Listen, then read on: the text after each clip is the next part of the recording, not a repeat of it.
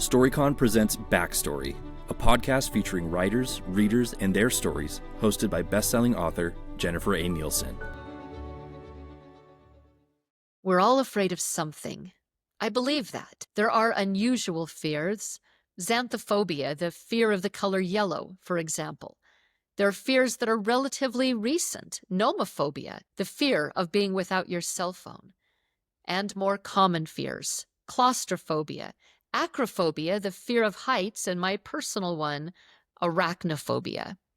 But the number one fear reported by up to 75% of the American population is a fear of public speaking. It's so prevalent, it registers even greater than the fear of death.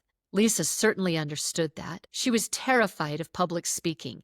Even the thought of having to stand up and speak in front of others sent waves of horror through her. Others may feel the same way, but in Lisa's case, this was a particular problem because she was in college and she was majoring in speech. Irony aside, Lisa got all the way to her senior year having studied a great deal about giving a speech, yet never having to stand up and actually give that speech. But now there was no choice. She would have to take Speech 101. The date for her first public speech was set on the calendar. Lisa watched the days tick by far too quickly until it would be her turn.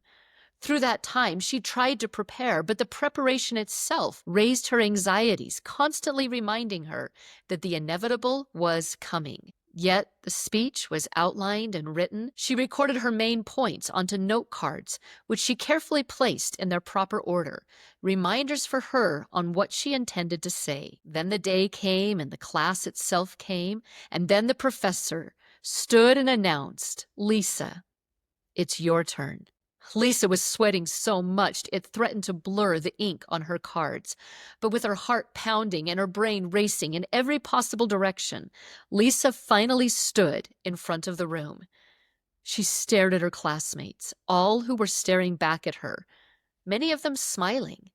She had looked at them every day for half a semester, yet they all looked so different from here. There was silence. A silence she was supposed to fill. Lisa opened her mouth to begin, checking down at her note cards to assure her where she was to begin, and then she promptly dropped the cards. They scattered all over. Embarrassed, Lisa crouched down to gather them again, then tried to quickly put them back in their proper order. But what was their proper order? If she ever did know it, that bit of information had long fled her brain. She shuffled them into something that looked coherent, all the while knowing there had to be errors, then stood again to begin.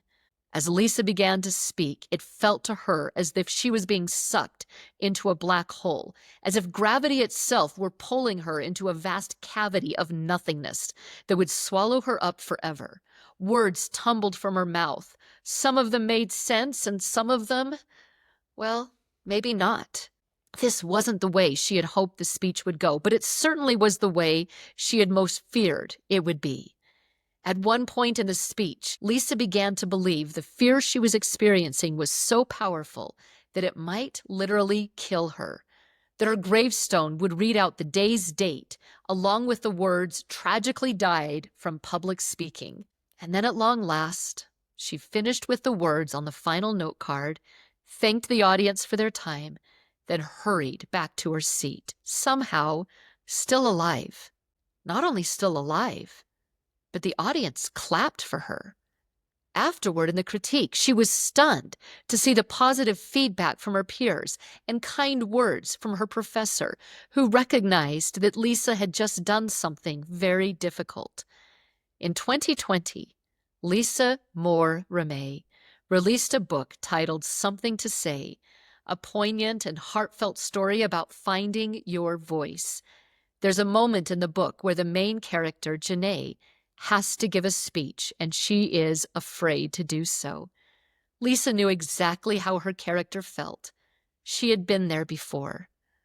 That day back in college was the first time Lisa had to stand in front of others and speak, but it was hardly the last. Her second speech was a little easier than the first, and the third speech was easier still. Lisa Moore Ramey is now considered a skilled and inspirational public speaker, a reputation she acquired not because she never had the fear, but because she faced it head on and eventually made it her strength. I hope you will continue to listen to my interview with Lisa Moore Ramey, the author of Something to Say, who has a great deal of powerful things to say to all of us. Thank you for listening to Backstory. If you'd like to enjoy more episodes, visit us at storycon.org/backstory. That's STORYCON.org/backstory.